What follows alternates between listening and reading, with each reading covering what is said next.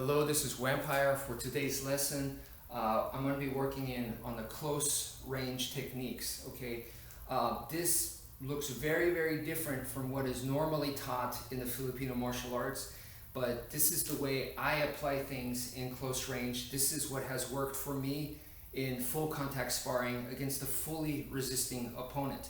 So the important part to keep in mind is that I'm not going against traditional Filipino martial arts. The same principles and the same techniques, the same strategies are being utilized here. It just looks differently. And the reason why it looks differently is because I believe that if this person is serious about hurting me, and unless I'm running away and I'm here to hold my ground to protect myself, then it's very easy for this to happen, where two forces are going to collide like this. And so once we're here, then this is basically stand-up grappling. So I am doing the same techniques and principles and strategies that's taught in the Filipino martial arts, but just doing it here instead of out here. Boom, boom, boom, boom, boom, boom. Instead of right here, I'm doing it here under pressure, under grappling force. So that's the difference.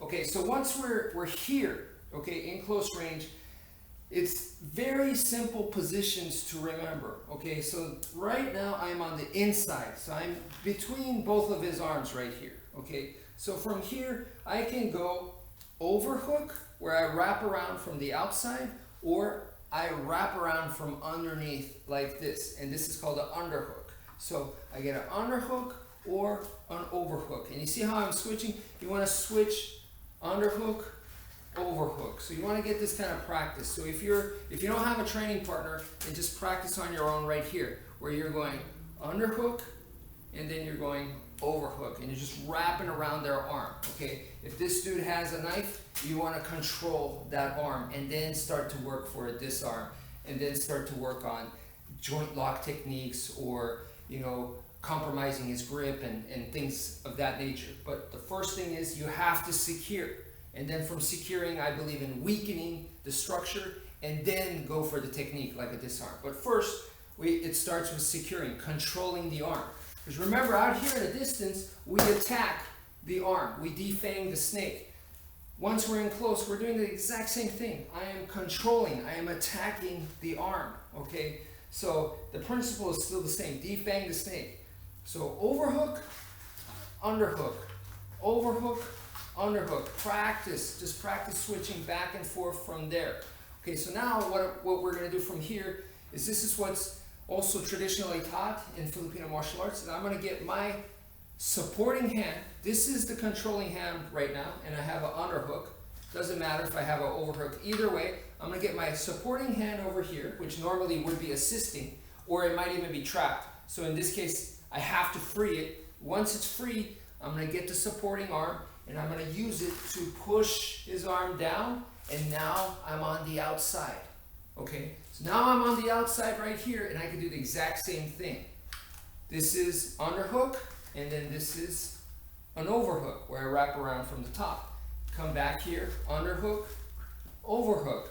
Two exact same thing, but now done on the outside. So technically, there are four positions. Overhook and underhook on the inside, and then overhook, underhook on the outside. That's easy to remember. You guys can remember that under pressure. You still have to practice it, but compared to the million different techniques that you learn in the Filipino martial arts, which can be overwhelming and frustrating and confusing, this is easy. Okay, this is four moves right here, and I'm just going to help you implement the stuff from there to here by having a very simple structure to work with. So overhook, underhook on the inside, overhook, underhook on the outside. Once again, to switch, it's the supporting arm. So this arm is the controlling arm. This supporting arm is going to push down, and now I switch, and now I have underhook over here and back to overhook. So once again, supporting arm pushes down, and then I come over here. Now, it may not be so easy to do that, okay? So we want to have another option. Instead of just using the supporting arm to push it down, we could also go underneath and push up, okay? And then we come this way, and now same thing, overhook, underhook, overhook, underhook. So once again, supporting arm comes from underneath and it pushes underneath here, boom. And now I have overhook, underhook, overhook, underhook. Supporting hand pushes from the bottom. Wrestlers do this incredibly fast, incredibly well. They change levels very fast. And they're right there, okay?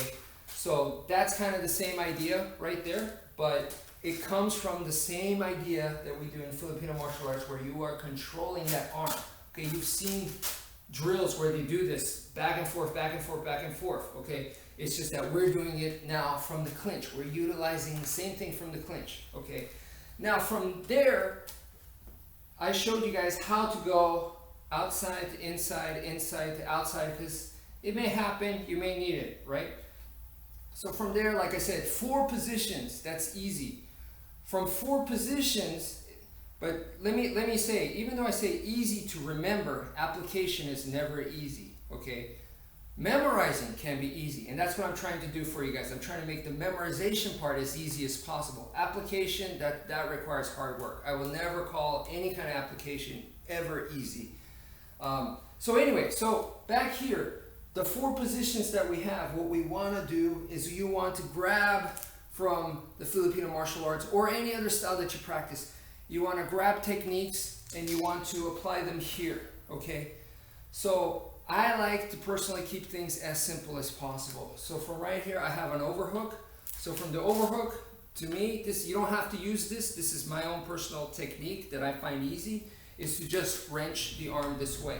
So from here, keep it tight, and I just go like this, and I'm trying to snap their arm, right? Trying to snap the arm, I don't expect it to break. I'm just trying to cause immediate, quick pain. So boom, I'll repeatedly do it, and we'll probably end up back in a stand-up grappling position. Elbows, boom, palm strike, attack the eyes. Okay, this kind of thing, right? So now right here from underhook, what can we do? Same idea, nice and simple. I'm just doing this, boom, boom, and trying to snap their elbow, trying to overextend the arm and cause quick distracting pain. Bam, bam, bam, and soften them up, weaken them, right? So that's the idea there. So now on the other side over here, we have the overhook, and the idea is exactly the same. I keep the arm trapped, and with this, the supporting arm, boom, boom. So I'm trying to snap their arm out once again. Boom, attack the elbow, boom, boom. Repeatedly do it. And in the Jeet Kune Do circles, they like to add the uppercut right here. So they could wrench the arm and then add the uppercut there as well. So that's up to you. So that's overhook position. From underhook position, I'm going to, underhook position is a little different, but first I got to secure the arm as much as possible. Once I secure the arm, his arm right now is not in a necessarily bad position. It's just being bent like this. So from this, what I'm going to do is I'm going to grab his hand and just bring it over here.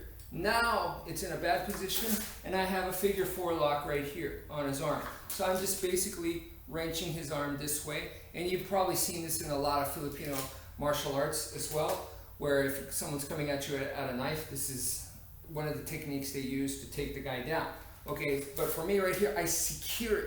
I secure it. We're in the stand-up close range grappling, and then from here, while keeping it secure, I grab their hand, and then I do this. I'm now going into the lock, and I like to add this elbow strike here as well as I do it. So, boom, and if you want, you could hook your leg to help trip them, to make the takedown process a little easier. Up to you. There's plenty of modifications that you can do, but those are the techniques that I like to put in. They're nice and simple.